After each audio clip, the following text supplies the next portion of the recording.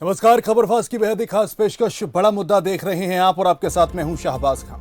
राजस्थान के पड़ोसी राज्य हरियाणा के नूंह में 31 जुलाई को हुई हिंसा फैलाने के आरोप में कांग्रेस विधायक मामन खान को जयपुर से गिरफ्तार कर आज कोर्ट में पेश किया गया। हरियाणा पुलिस की स्पेशल टीम ने देर रात फिरोजपुर झिड़का से कांग्रेस विधायक मामन खान को पकड़ा था, जिसके बाद आज मामन खान को कोर्ट में पेश कर 2 दिन की रिमांड पर लिया गया। हालांकि नूंह हिंसा मामले में कांग्रेस विधायक मामन खान की गिरफ्तारी के बाद जेल में धारा 140 लागू कर दी गई। साथ ही 16 सितंबर रात 12 बजे तक इंटरनेट सेवाओं को बंद कर दिया गया है। मामन की गिरफ्तारी के बाद सभी दलों में वार पलटवार का दौर शुरू हो गया है। बहरहाल, क्या नूंह हिंसा का मास्टरमाइंड है मामन खान? मेवात दंगा क्या सोची समझी साजिश थी? क्या पाकिस्तान में लिखी गई है नूंह हिंसा की स्क्रिप्ट? साथ ही नूंह हिंसा के कितने हैं किरदार? आज इसी पर करेंगे बड़ा मुद्दा में बहस। उससे पहले देखिए रिपोर्ट।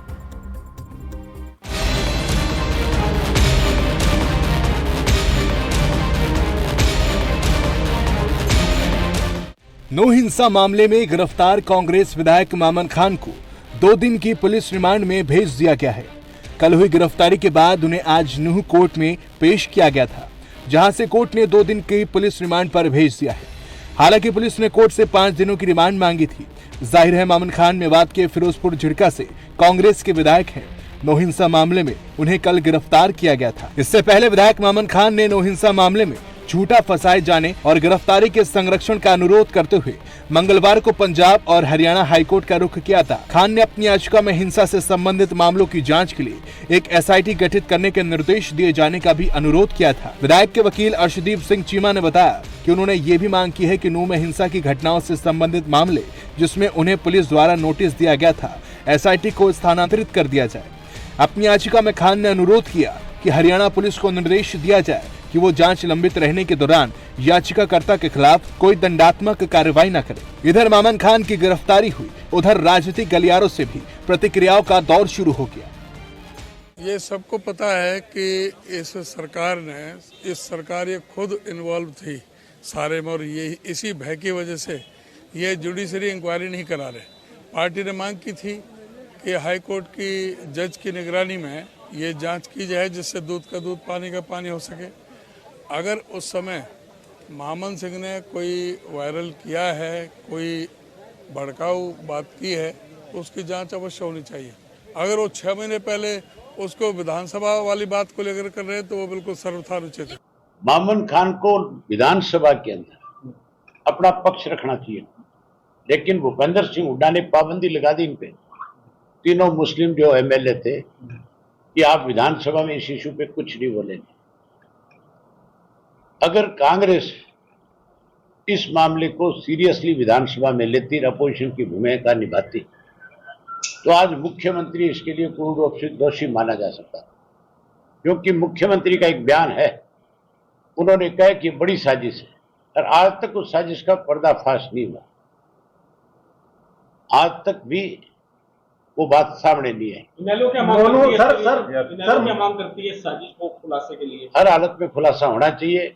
मुख्यमंत्री को अगर ये साजिश का खुलासा नहीं करता तो इस्तीफा दे देना चाहिए। गिरफ्तारी को कैसे देखते हैं मामन खान की गिरफ्तारी को सर? क्योंकि इसमें टोटल जिम्मेवारी मुख्यमंत्री की है, और मुख्यमंत्री ने जब ये बात कही है तो वो फिर उसको पूरा करे। अगर कोई गलत करेगा तो उसके साथ जस्टिस होगा, जस्टिस विल प्रिवेल।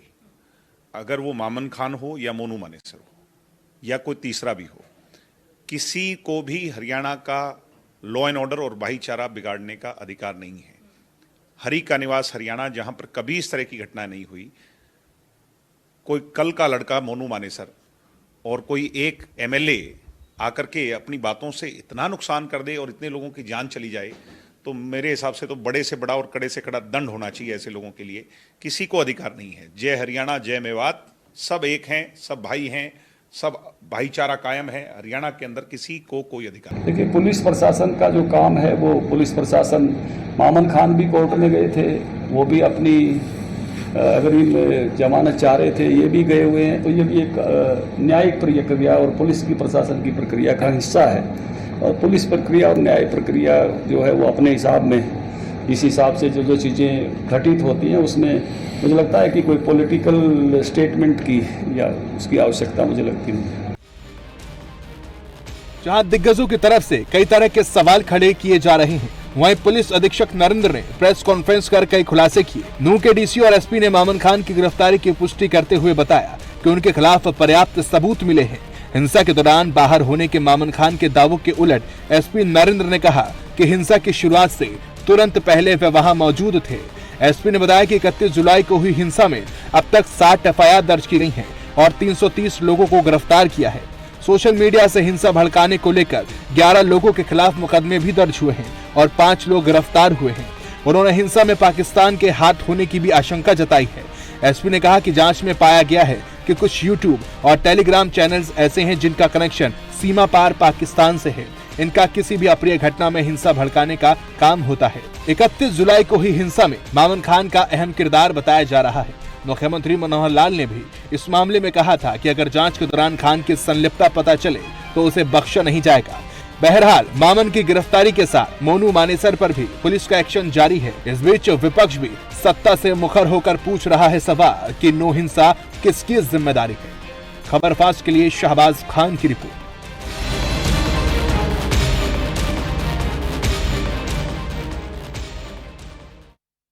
तो मेवात दंगा क्या सोची समझी साजिश थी? क्या पाकिस्तान में लिखी गई है नूंह हिंसा की स्क्रिप्ट? साथ ही नूंह हिंसा के कितने किरदार हैं? आज इन तमाम सवालों को जवाब तलाशने की कोशिश यहां पर की जाएगी। कुछ मेहमान हमारे साथ जुड़ गए, उनका तारुफ आपके साथ कराना चाहता हूं। हमारे साथ जुड़ गए हैं रामराज शर्मा है, बीजेपी प्रवक्ता, वेद प्रकाश विद्रोही हैं, कांग्रेस प्रवक्ता, विनय यादव आप प्रवक्ता है और ओंकार सिंह है इनेलो प्रवक्ता, आरबी उपाध्याय वरिष्ठ पत्रकार। आप सभी का बहुत स्वागत है खबर फास्ट पे। वेद प्रकाश जी, पहला सवाल मेरा आपसे ही है कि एक तरफ एसपी कह रहे कि दंगाइयों के संपर्क में थे मामन खान और दूसरी तरफ कहा जा रहा है कि मामले को राजनीतिक के चश्मे से देखा जा रहा है और सीधे तौर पर सरकार जो है ठीकरा फोड़ रही है अपनी नाकामयाबी का, ये आरोप लगाए जा रहे हैं। शाहबाज जी, आपको और मेरे सभी पैनलिस्ट साथियों को मेरा नमस्कार जी।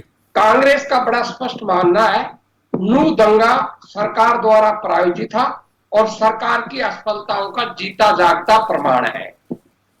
सीआईडी जो इंस्पेक्टर थे नूंह के, वो स्टिंग ऑपरेशन में कह चुके हैं कि मैंने 10 दिन पहले सरकार को रिपोर्ट भेज दी थी कि मैं नूंह दंगे होगा। मुख्यमंत्री उस पर क्यों सोए बैठे रहे? गृह मंत्री कहते मुझे जानकारी नहीं। और दूसरी बात, विधानसभा के अंदर जब हमने सवाल उठाया कि सरकार पाक साफ है, सरकार की कोई भूमिका नहीं है, तो आप पंजाब हरियाणा हाई कोर्ट की सिटिंग जज से जांच करवा लो। सरकार झूठ बोलकर निकल गई। सरकार ने कहा कि मामला सब जुडिस है और ये मामला हाई कोर्ट में विचाराधीन है। सरकार झूठ बोल रही थी। सुप्रीम हाई कोर्ट ने जो स्वैत संज्ञान लिया था वो नूंह दंगे पर नहीं लिया। उन्होंने स्वैत संज्ञान लिया था जो अतिक्रमण हटाया गया था उस पर। अतिक्रमण अलग चीज था और नूंह दंगा अलग चीज था।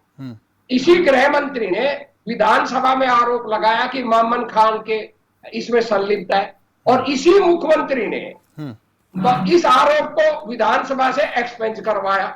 अगर ये मामन खान इसमें सम्मिलित था तो विधानसभा की कार्रवाई से वो क्यों निकाला गया?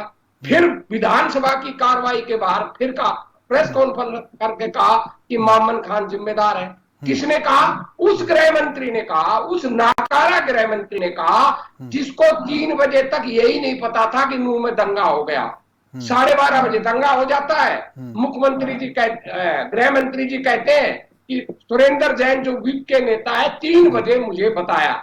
जो हरियाणा पुलिस मुख्यमंत्री को ये तक नहीं बताती न गृह मंत्री को कि नूंह में दंगा हो रहा है, क्या वो ये बताएगी कौन इन्वॉल्व है? और बार बार कहते हैं कि वो इन्वॉल्व है, मुख्यमंत्री जवाब देंगे। और जो कल आज जो इन्होंने कोर्ट के अंदर जो 7 दिन का रिमांड मांगा था मामन खान का, 2 दिन का रिमांड मिला। कोर्ट के अंदर जो चीजें प्रस्तुत की गई हैं उस पर मामन खान के खिलाफ कोई एफआईआर नहीं है। जो सरकार एसपी क्या कह रहे हैं? एसपी क्या कह रहे हैं? एसपी ये कह रहे हैं, आप छोड़िए ना, एसपी क्या कहता है, क्या महत्व है? एसपी तो वही कह रहा जो उसका आका कहेगा। मैं कोर्ट की बात कर रहा हूँ। आप जब मामला कोर्ट का है तो एसपी की बात मानेंगे या कोर्ट की मानेंगे? मैं तो आप पर छोड़ता हूँ, ये आपके विवेक पर है। मैं कोर्ट की बात कर रहा हूँ। कोर्ट के अंदर मामन खान के खिलाफ कोई एफआईआर प्रस्तुत नहीं की गई।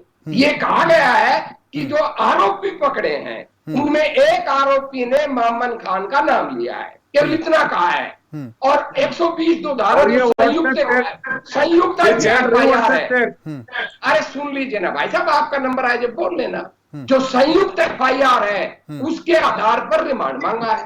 अब 2 दिन बाद रिमांड के बाद जब दोबारा कोर्ट के अंदर आएंगे लोग, तब पता चलेगा कि इनके पास सबूत है या नहीं है, क्योंकि अभी तक तो जो कोर्ट के अंदर कुछ सबूत रखे नहीं गई है। जो SP ने कहा है कोर्ट में वो कुछ नहीं कहा।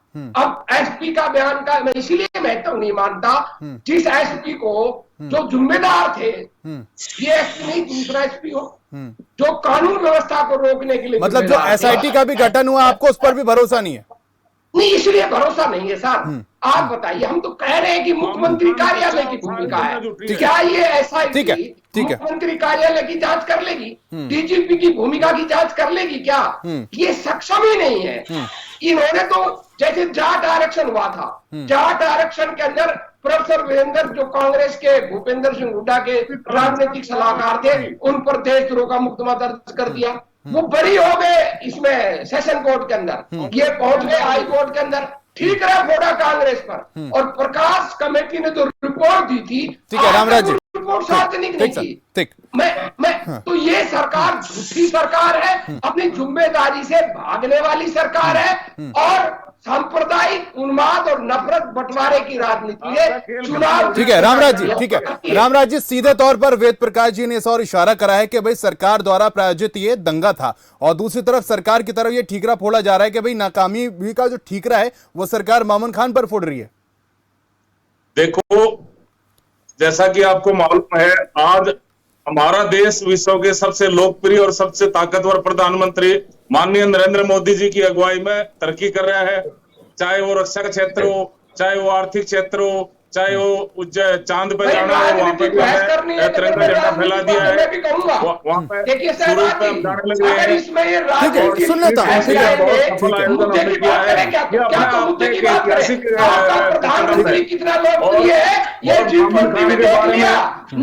मामन खान का नंबर 1 में विधानसभा से चयन किया, समर्थक थे, उसको उत्साह मिला। नंबर 2, वहां पे मैं भाई, मेरे बड़े भाई आदरणीय है हमारे विद्रोही जी महासेनी, इनको 20 साल पहले से जानता हूं मैं, इनकी बात का जवाब दे रहा हूं। उसके व्हाट्सएप चैट है भाई, उसका जहां मामन खान गया है वहां हिंसा ज्यादा भड़की है, उसने अपने आदमियों को उकसाया है, उसके इनपुट मिले हैं। और फिर मैं आपसे पूछना चाह रहा हूं, आप ये बताइए, वो साइबर सेल का थाना क्यों फूका गया? विद्रोही भाई, आप हमारे बड़े हो, हम आपका सम्मान करते हैं, और साइबर सेल का थाना क्यों फूका गया? ये सारे उसमें इन्वॉल्व थे। ये कांग्रेस का प्री प्लानिंग था, और कांग्रेस का काम ये है, कांग्रेस का खेल खत्म हो चुका है। मनोहर लाल जी की गरीबों को मेरे नौकरी है,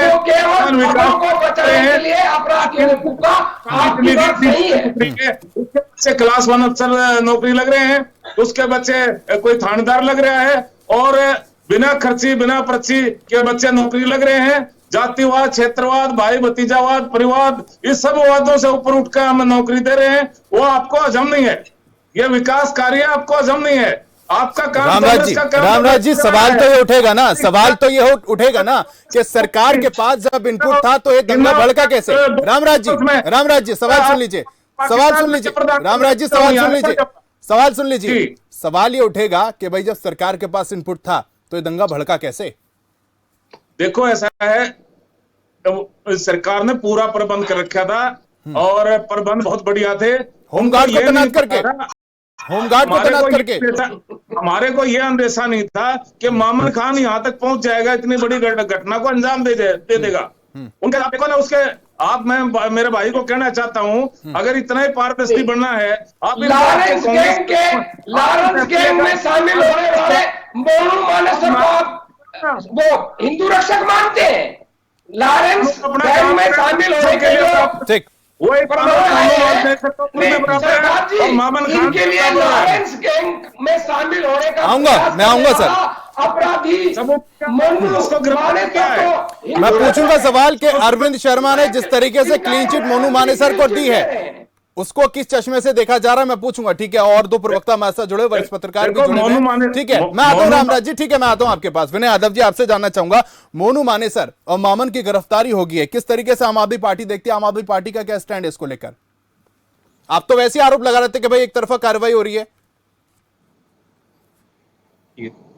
सबसे पहले मेरे सभी मित्र, सभी पार्टियों के प्रवक्ता मित्र और शाहबाज खान साहब, आपको मेरी हाथ जोड़कर राम राम। जी सर। और देखिए, इसमें कोई दोहराया नहीं है कि जांच एजेंसी है, पुलिस है, वो निष्पक्ष होकर इसकी जांच करे और जांच के आधार पर अगर सबूत पाए जाते हैं तो कड़ी कार्रवाई की जाए और सजा भी मिले। नहीं, विद्रोही साहब को तो शक शोभा है, हमारी विद्रोही साहब को तो शक शोभा है, वो उन्हें तो पूरा भरोसा नहीं होता। हाईकोर्ट का सीधा कर रहे हैं कि भाई हाईकोर्ट के जो जज है उनकी निगरानी में कार्रवाई होनी चाहिए। भरोसा नहीं है। मैं अपनी बात पूरी करूंगा। रामराज जी, ठीक है, रामराज जी सवाल मैं करूंगा, ठीक है, उनका जवाब ले लेते हैं। जी विनय यादव। देखिए, इसमें मैं फिर कहना चाहता हूं कि इसमें कोई दो राय नहीं है कि इस तरह के कृत्य में, जो कि राष्ट्रद्रोह है, इस तरह के दंगे भड़काना और इस तरह की चीजें होना, ये राष्ट्रद्रोह से कम नहीं है। इसमें कड़ी कार्रवाई होनी चाहिए और जो दोषी हो उनको सजा मिले। लेकिन सवाल ये उठता है कि क्या निष्पक्ष जांच हो पाएगी? तो आपको आम आदमी पार्टी को भरोसा नहीं है?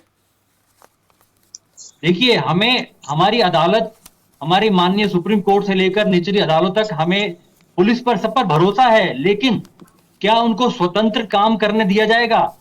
खान साहब, आप याद कीजिए, इन दंगों से भारतीय जनता पार्टी ने जो नफरत की राजनीति जो पिछले 8-9 सालों में बोई है, वो फसल अब पककर तैयार हो गई है और ये फसल हमें काटनी पड़ेगी और उसी का नतीजा है जो ये हो रहा है, दंगे हो रहे हैं। आप देखिए, अब जाइए वापस, जब दिल्ली में दंगे हुए, कपिल मिश्रा जिन्होंने भाषण दिए और दो दंगे 3 दिन तक चले। नहीं, देखिए साहब, ऐसे में क्या हो जाता है, ऐसे में ये हो जाता है कि भाई हम कैसे माने कि दूध का दूध और पानी का पानी हो जाएगा। ऐसे तो कितने मामले होंगे, कितनी चीजें होंगी, अगर हमें भरोसा ही नहीं होगा तो कैसे हम समझेंगे, कैसे हमारे में भरोसा कायम होगा सर? लेकिन भरोसा होगा कैसे? जब आप देखेंगे अगर इतिहास में इस तरह की चीजें हुई हैं तो फिर आप भरोसा तो जीता जाता है ना। अगर स्वतंत्र कार्रवाई होने दी जाती हर मामले में तो भरोसा कायम रहता, लेकिन भरोसा टूट गया, आप ये जानते हैं। और मेरे भाजपा के जो प्रवक्ता भी कह रहे थे कि वो फिर अभी यहाँ गुणगान करने लगे कि मोदी जी, आपको अभी कुछ दिन पहले की बात है, आप देखिए ना कि कहां प्रेस को आजादी है। हमारे माननीय प्रधानमंत्री जी ने वो तो कर लिया आपने, बॉयकॉट कर लिया, ठीक है, वो तो कर लिया साहब को। देखिए, ये कहीं ना कहीं मूलभूत कारण पे हमें जाना पड़ेगा खान साहब, कि जो हो रहा है ये ऊपर से देखिए चलता आ रहा है और वो नीचे जाके ये रुक रहा है, ठीक है। तो आम आदमी पार्टी को कांग्रेस को भरोसा नहीं है, ठीक है, आम आदमी पार्टी को कांग्रेस को भरोसा नहीं है जांच पर जो भी हो रही है, ठीक है, उनके पक्ष की बात करेगा उसी पे भरोसा है। हमें इस सरकार पर, आम आदमी पार्टी को इस सरकार पर भरोसा नहीं है कि वो निष्पक्ष कार्रवाई और जांच होने देगी। जांच तो एसआईटी कर रही है ना, कोर्ट में मामला है, ठीक है। ओंकार जी, आपसे सवाल है, मोहब्बत की दुकान में क्या नफरत का सामान बेचा जा रहा है? और जिस तरीके से यहां पर अभय चौटाला की तरफ से सीधे तौर पर कहा गया है कि भाई 3 जो विधायक है, अगर वो मुद्दे को उठाते, हुड्डा साहब ने उनको दबा दिया, कैसे पूरे प्रकरण को देखते हैं? और क्या आप मानते हैं कि वाकई दबाया गया है? इसको सिंसियर होकर मुद्दे को उठाया जाता तो वाकई कुछ मसले का हल होता? शाहनवाज जी, पहले तो मेरी बेनती है, मुद्दा बहुत महत्वपूर्ण है। बीजेपी के प्रवक्ता बार बार बीच में बोलते हैं, कृपया अपनी अपनी बारी में बोले ताकि जनता को भी पता लगे किसके क्या विचार। देखिए, आज अगर हम बात करते हैं मामन खान की, तो मैं कहता हूँ भारत में रूल ऑफ लॉ है। कानून की नजर में चपरासी से लेकर प्रधानमंत्री एक ही तराजू से तोड़े जाते हैं, और अगर वो दोषी पाए जाते हैं तो उनके लिए सख्त से सख्त सजा कानून में प्रावधान है। लेकिन एक तरफ विद्रोही जी कह रहे हैं कि हमें इन पर भरोसा नहीं है, तो ठीक बात कह रहे हैं। आज बीजेपी डुली हुई नहीं है। अगर सिटिंग जज से जांच हो जाए तो उसमें क्या बुराई है? हम चाहते हैं साथ कानून की नजर में 1000 दोषी अगर छूट जाते हैं, लेकिन कोई निर्दोष को सजा नहीं होनी चाहिए, कानून का गोल्डन नियम है। अगर हम जांच करें, जांच में अगर मामन खान दोषी है तो कोई उसकी वकालत नहीं करेगा, उसको सजा मिलनी चाहिए। लेकिन ऐसा भी नहीं होना चाहिए कि बीजेपी अपनी असफलता को छिपाने के लिए मामन खान को बेच चढ़ा दे, ये भी नहीं होना चाहिए। देखिए, बार बार एक बात उठकर आती है, बीजेपी के बाद सरकार बीजेपी की है, इनके पास इनपुट था कि दंगे भड़क सकते हैं, फिर एसपी महोदय छुट्टी पे कैसे भेज दिए गए? दूसरी बात, अगर आपके पास इनपुट था, ये कहते 3000 बोतलें मिली, बम मिले, ये मिले, तो भाई फेलियर किसका है? फेलियर आपका है। क्या एक मामन खान, एक प्रतिनिधि जो चुना हुआ है, अकेला इतनी घटनाओं को अंजाम दे सकता है? शाहनवाज बहुत बातें सवालों के घेरे में जाती है। अगर सिटिंग जज इनकी जांच कर दे, पुलिस किसकी है? सबके लिए बराबर है वीर जी। लेकिन देखिए बीच में नहीं बोलेंगे, बीच में नहीं बोलेंगे तो मैं बोल दूंगा। देखिए शाहनवाज, मैं पहले कह रहा हूँ, ये रामराज जी अच्छे प्रवक्ता है, लेकिन दूसरे के बीच में ना बोले। देखिए पुलिस किसकी है? पुलिस भी तो इन्हीं की है। पुलिस कहीं ना कहीं प्रेशर में काम कर सकती है। अगर उच्च न्यायालय के सिटिंग जज से जांच हो जाए तो दिक्कत भी क्या है? और इसमें सरकार को भी क्या दिक्कत है? एक चुनाव प्रतिनिधि जब आरोप के दायरे में है, तो मेरा भी यह मानना है कि जांच उच्च स्तरीय होनी चाहिए, कहीं भी दबाव में जांच नहीं होनी चाहिए। दबाव में जांच होनी चाहिए। ठीक है वरिष्ठ पत्रकार जी, आरपी उपाध्याय जी, चारों प्रवक्ताओं को आपने सुना, क्या आप पा रहे हैं, क्या आपका विश्लेषण है, और कैसे दूध का दूध और पानी का पानी होगा? क्योंकि जहां जांच हो रही है, जहां कार्रवाई हो रही है, वहां पर तो भरोसा है नहीं। देखिए शाहनवाज जी, भरोसा क्या करे, हिंसा हो गई और जो नुकसान होना था, सौहार्द, आपसी भाईचारा सब तार तार हो गया। और उसके बाद कह रहे हैं कि भाई मामन खान ने करा दिया, मोनू मानेसर ने करा दिया। जिसने भी कराया, सरकार क्या कर रही थी? लॉ एंड ऑर्डर सरकार का दायित्व है और सरकार वहां असफल रही। जान माल की सुरक्षा जो संवैधानिक अधिकार है नागरिकों का, वो हम सबके सामने तार तार हुआ। तो जिम्मेदारी तो जो भी सत्ता में है उसकी बनती है। खुफिया इनपुट था, नहीं था, नहीं था तो क्यों नहीं था? जब इतनी बड़ी तैयारी हो रही थी, आपको पता था यात्रा निकलेगी, संवेदनशील इलाका है, तो पूरा पुलिस बंदोबस्त होता, तो मैं समझता हूं इस घटना को टाला। ठीक है, इस घटना को टाला जा सकता था, लेकिन इस तरह की बयानबाजी को भी जगह दी जाएगी कि प्याज की तरह फोड़ दूंगा, या फिर मोनू मानेसर की तरफ से जो भी पोस्ट किए गए हों? देखिए किसी ने भी पोस्ट किए, चाहे मोनू मानेसर से या मामन खान से, मैं किसी व्यक्ति विशेष की बात नहीं कर रहा।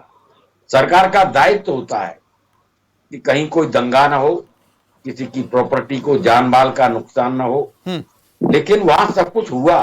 ठीक है, दंगा हुआ, जान माल का नुकसान हुआ, ठीक सर, तो जिम्मेदारी तो सरकार की ठीक है, जिम्मेदारी सरकार की है। ठीक है, वेद प्रकाश जी आपको रुक करना चाहूंगा। मामन खान ने पोस्ट भी किया कि मैंने विधानसभा में लड़ाई लड़ी थी, मेवात में भी लड़ूंगा। क्या इस तरीके के बयान कांग्रेस के लिए गले की फांस बन जाएंगे आने वाले समय में? शाहबाज जी, विधानसभा में दिया गया 6 महीने पहले का बयान, सरकार बहाना बना रही है कि वे दंगा बयान में बात लगाई है। भाई सुन तो लीजिए रामराज जी, 6 महीने पहले दिया गया बयान, फरवरी का बयान है, और किस संदर्भ का था? जुनैद और नासिर की जो हत्या थी, उसमें जो मोनू मानेसर उस समय जो खुलेआम चैलेंज कर रहा था, उस पर कहा था कि भाई सरकार उसे गिरफ्तार क्यों नहीं कर रही। आपको याद होगा मानेसर में पंचायत कर कर बाकायदा खुलेआम भाजपा संघ विप के नेताओं ने ऐलान किया था कि अगर राजस्थान की पुलिस मानेसर में मोनू मानेसर को गिरफ्तार करने के लिए घुसेगी तो पुलिस के पैर काट दिए जाएंगे। क्या हरियाणा पुलिस ने ऐसा बयान देने वालों के खिलाफ कोई कार्रवाई की हो तो मुझे बता दो। और इसी मोनू मानेसर के खिलाफ भाई तो वो बड़ी बात नहीं है, पंचायत होती रहती है, हमारा कल्चर है ये। अरे चाहे मामन खां हो और चाहे विप के लोग हो, जो भी भड़काऊ बयान देगा, सरकार का काम सभी के खिलाफ कार्रवाई करने का होता है। ये नहीं कि मामन खान मुस्लिम है उसके खिलाफ कार्रवाई करेंगे और वही हिंदू परिषद और आरएसएस के लोग क्योंकि भाजपा के लोग हैं इसलिए उन पर कार्रवाई करेंगे। ये सरकार का कार्रवाई, आप करोड़ा कार्रवाई रोक रहे हैं। अरे करोड़ा कार्रवाई आपको किसने रोका था?